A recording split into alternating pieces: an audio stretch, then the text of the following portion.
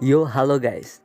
Jadi kali ini kita bakalan ngebahas tentang gimana caranya bikin portofolio DKV. Ya, walaupun gua baru aja lolos sih. Tapi sebelumnya gua mau cerita dikit nih. Gua nggak pernah sama sekali ngikut bimbel gitu buat ngegarap portofolio ini. Jadi gua itu belajar teknik-teknik menggambarnya itu ya dari YouTube. Dan waktu itu gua sempat ngebikin sampai 9 portofolio. 4 ukuran A3 dan sisanya itu ukuran A4. Kenapa kok banyak banget? Nah, yang pertama itu gua ngebikin 3 biji buat SNMPTN, 2 biji buat SBMPTN dan 4 biji buat mandiri. Tapi ya lolosnya di SBM sih. Gua itu juga gara-gara overthinking itu. Jadi ya sekalian aja nggarap yang mandiri. Oke, jadi portofolio di cafe itu biasanya ada 3 macam. Yang pertama, gambar naratif atau suasana. Yang kedua, gambar still life. Dan yang ketiga itu karya bebas. Nah, kita masuk yang ke pertama, yaitu gambar naratif. Jadi apa itu gambar naratif? Gambar naratif itu ya intinya itu gambar yang melihatkan atau menjelaskan informasi suasana di gambar tersebut. Jadi kalian nanti bakalan diminta buat ngegambar suasana sesuai soal yang diminta nanti. Nah, contoh soalnya itu kayak ada kecelakaan mobil dan motor di jalan raya yang mengakibatkan kemacetan dan banyak orang yang menolong korban dari kecelakaan tersebut. Kurang lebih kayak gitu sih. Nanti kalian diminta buat ngegambar soalnya itu. Oke, masuk ke tips yang pertama. Jadi sebelum ngebuat portofolio itu jangan lupa perhatiin baik-baik apa yang diminta dari soal. Nah, kalau soalnya minta ayam, jadi kalian ya gambarnya ayam, jangan malah gambar kodok. Next, konsep. Kalau udah nyimak soalnya nih, kita tinggal nentuin konsep gambarnya. Jadi kalau bisa itu kita pakai konsep 5W 1H. What, who, where, why, when, dan how. Ya kalau bisa pakai kayak gitu sih. Kalau enggak ya yang penting gambar kalian nyambung aja sama soalnya ya. Oke, next ada perspektif atau sudut pandang. Nah, jadi kalau sebelum kalian gambar itu pasti kita itu nentuin sudut pandang dulu.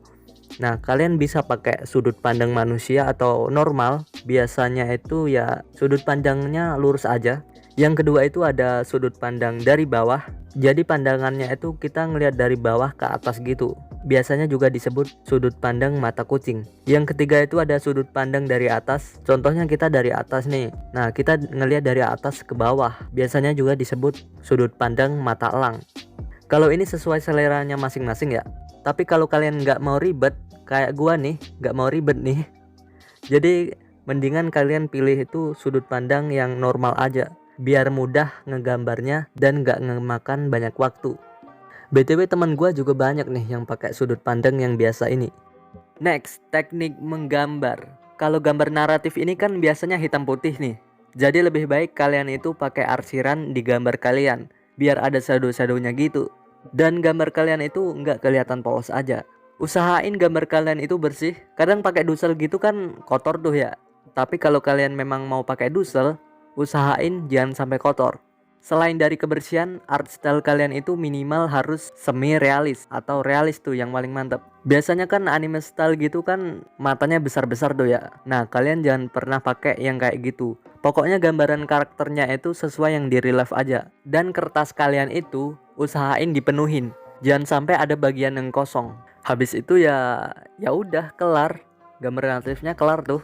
Poinnya itu ya gambar harus bersih, full page, suasananya nyambung dengan soal. Kalau bisa ya terapin 5W1H. Art style-nya itu minimal semi realis atau realis.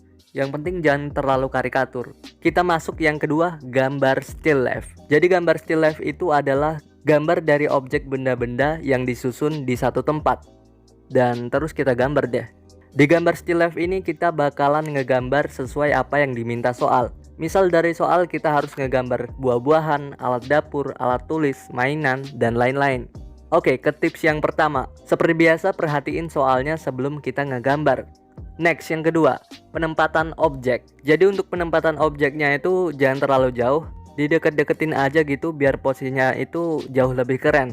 Untuk penempatan ini ya sesuai seleranya masing-masing ya. Next, yang ketiga, foto benda yang diminta.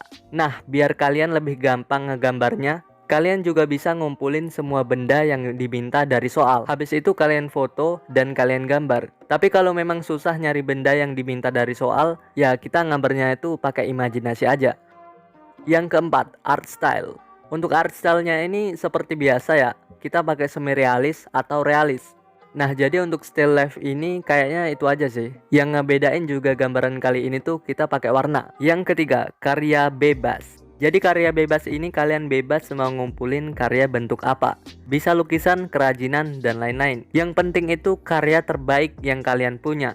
Biasanya kita juga disuruh buat nyantumin kayak alasan kenapa kita milih karya tersebut, teknik, alat-alat yang dipakai, dan filosofinya.